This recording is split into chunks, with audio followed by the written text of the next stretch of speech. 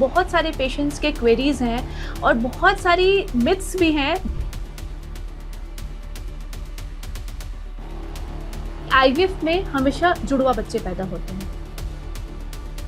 अगर आपने 2 embryo transfer कराया है तो 80% चांस हो सकती है कि आपको आईवीएफ में कभी भी फर्स्ट अटेम्प्ट में सक्सेस नहीं होता है।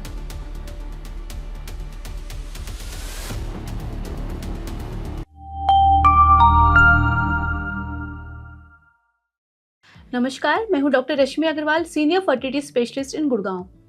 आज मैं अपने YouTube में कमेंट्स चेक कर रही थी तो बहुत सारे पेशेंट्स के क्वेरीज हैं और बहुत सारी मिथ्स भी हैं जो क्लियर करना है। तो चलिए वन बाय वन हम स्टार्ट करते हैं।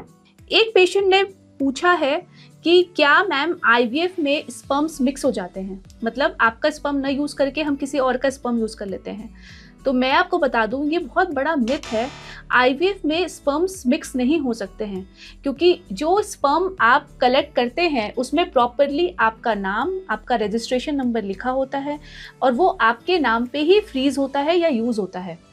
जब हम एक पेशेंट का इक्सी करते हैं लैब में तो उसका इक्सी कंप्लीट होने के बाद ही हम दूसरे पेशेंट का स्टार्ट करते हैं और स्पर्म्स कलेक्शन के बाद ये ट्रिपल विटनेसिंग होती है, यानी 2 एम्ब्रियोलॉजिस्ट और एक एंडोटेक्नीशियन इसको विटनेस करता है, उसके बाद ही ये यूज़ होता है। तो कोई भी चांस नहीं होता है कि स्पर्म्स इंटरचेंज हो जाएं। अगर आपका आईवीएफ है तो आपका खुद का स्पर्म जो आपने कलेक्ट किया है वही यूज़ होता है आईवीएफ में। सेकेंड क्वेश्चन जो आया है वो ये है कि ये आईवीएफ बहुत पेनफुल होता है। देखिए ये भी एक मिथ है। आईवीएफ बहुत पेनफुल नहीं होता है। जो एग पिकअप का प्रोसीजर होता है, यानी एग निकालने का आपके ओवरी से, वो अंडर एनेस्थीसिया किया जाता है।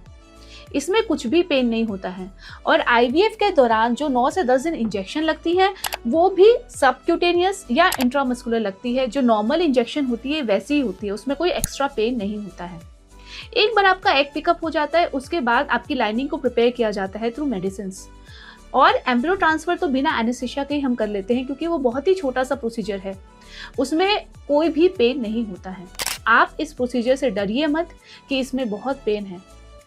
ये एक नॉर्मल बायोलॉजिकल प्रोसीजर है जिसमें बहुत ज़्यादा पेन नहीं है, आप ये बिल्कुल करा सकते हो। नेक्स्ट क्वेश्चन जो है वो ये है, इसमें आईवीएफ में कभी भी फर्स्ट अटेम्प्ट में सक्सेस नहीं होता है।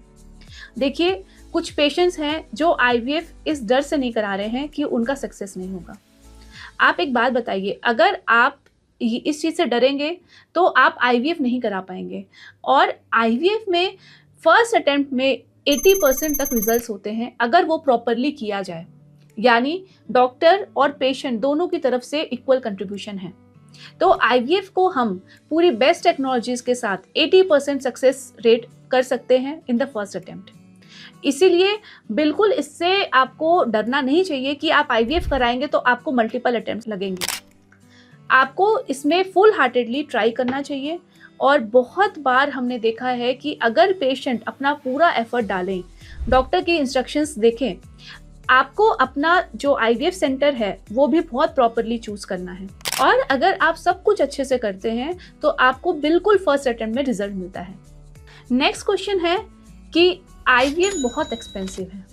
देखिए आईवीएफ एक ऐसा प्रोसीजर है जिसमें लैब में वैसी कंडीशन क्रिएट की जाती है जो आपके यूट्रस के अंदर है। उसमें बहुत सारे मीडियाज यूज़ होते हैं जो बहुत हाई क्वालिटी के यूज़ करने पे ही हमको रिजल्ट मिलते हैं। अगर हम हाई क्वालिटी का मीडिया यूज़ नहीं करेंगे तो हमको रिजल्ट भी नहीं मिलेंगे।